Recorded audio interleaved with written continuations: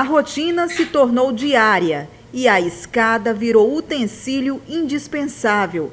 Só assim, Edileuza dos Anjos consegue guardar os produtos que compra todos os meses para a alimentação da família. No quarto, a cena se repete. É do alto da escada que a dona de casa tem acesso ao guarda-roupa de madeira.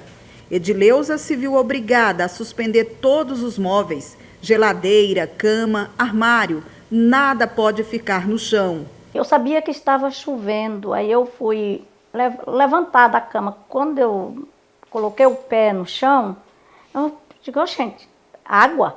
Aí quando eu levantei, já a casa estava totalmente tomada pela água. Na casa de Maria Celestino, as paredes infiltradas condenam o imóvel. Impossível continuar vivendo aqui. É incrível a água saindo de debaixo da casa, a água bem branquinha, bem limpinha, misturando com a do esgoto. O problema só muda de endereço, mas é o mesmo em todas as residências da vizinhança. Ó, balança tudo ali. Que é o fio de caiba, aí os caibos estragou, né, e quebrou. E aqui, isso aqui me preocupa pra caramba, muito.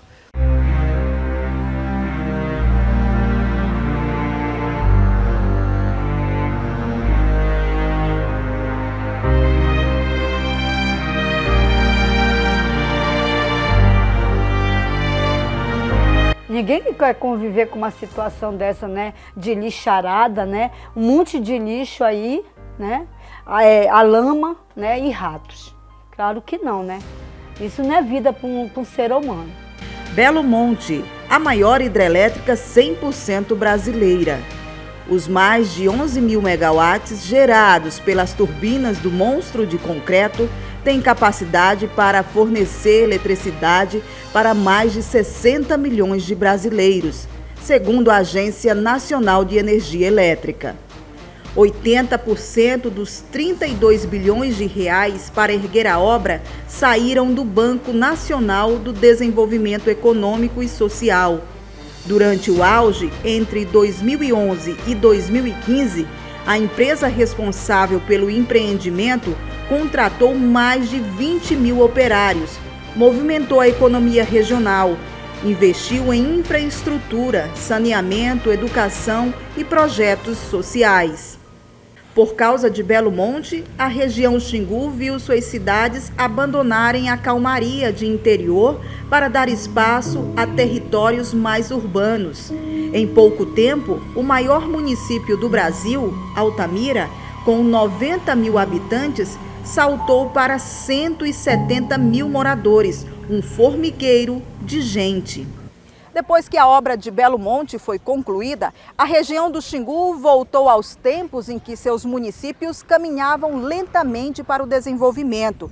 Estima que Altamira, uma espécie de capital desse pedaço do país, tenha reduzido a população em 50 mil habitantes, mas muitos que vieram de outras cidades ficaram. De acordo com o IBGE, Altamira tem atualmente 110 mil pessoas. Quem nasceu aqui presenciou o fenômeno Belo Monte de perto.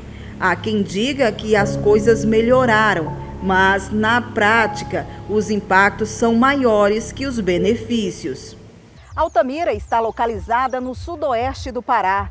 Cravado no meio da rodovia transamazônica, o município, marcado em 2019 pela maior rebelião desde Carandiru, carrega cicatrizes da violência urbana e da dor da pobreza. Estudiosos, ambientalistas e movimentos sociais são enfáticos. Belo Monte destruiu Altamira e deixou feridas abertas impossíveis de cicatrizar. Basta de destruição dos nossos rios, no nosso território, para fazer energia para grupos econômicos deste país. Basta! Mas o que Belo Monte tem a ver com o tema desta reportagem, com as histórias de Edileuza Rios, Maria Celestino e José Correia de Almeida?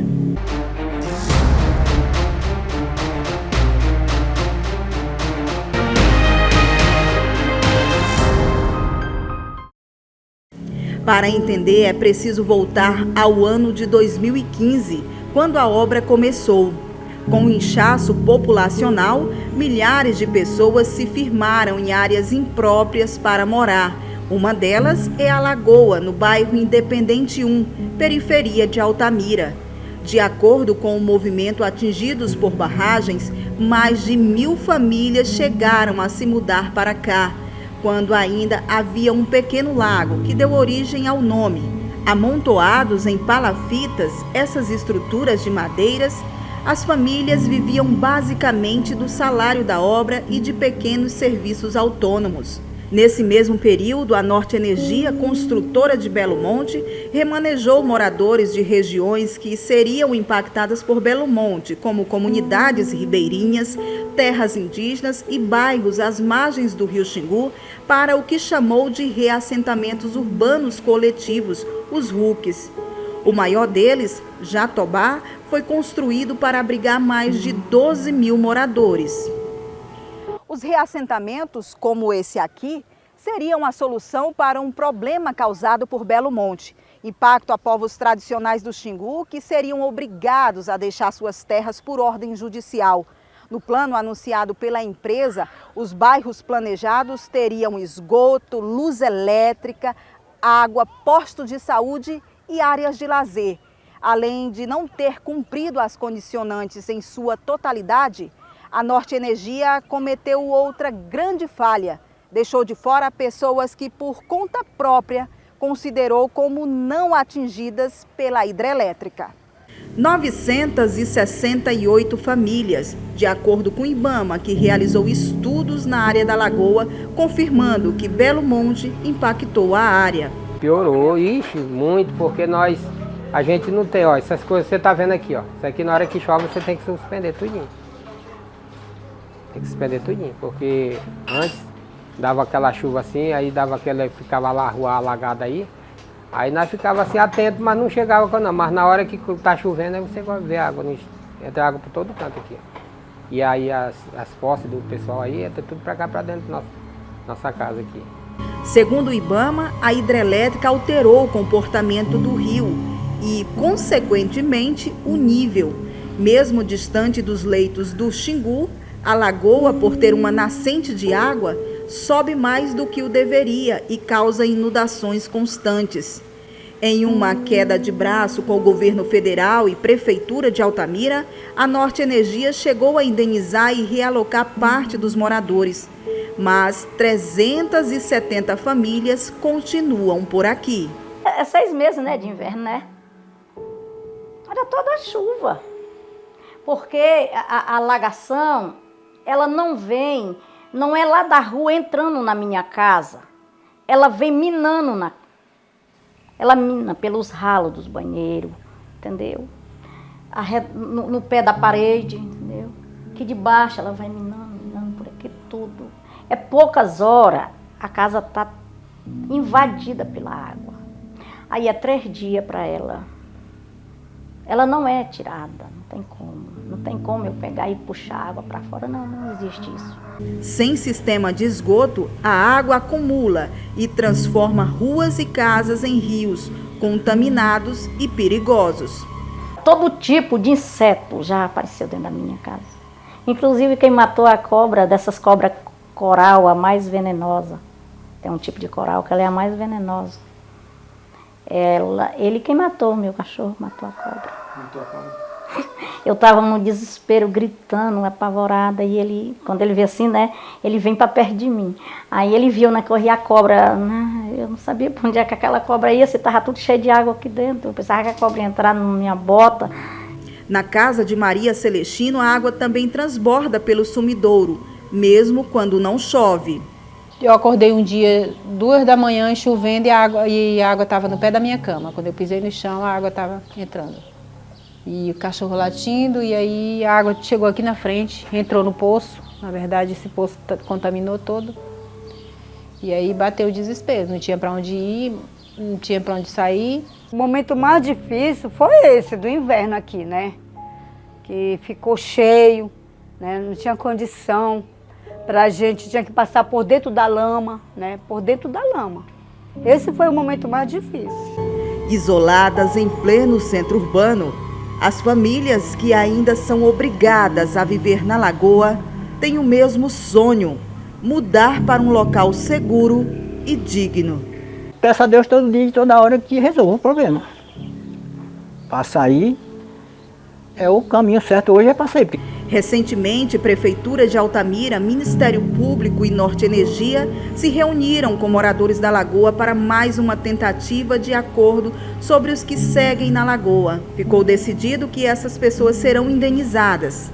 Ainda não há prazo para que isso aconteça. Para quem ainda não vê a hora de conseguir um lugar seguro para morar, o ideal seria a realocação completa das famílias. Mas a notícia da indenização chega como alívio. Esperança de que nos próximos dias poderão apagar os anos de sofrimento de um lugar onde é difícil de se viver.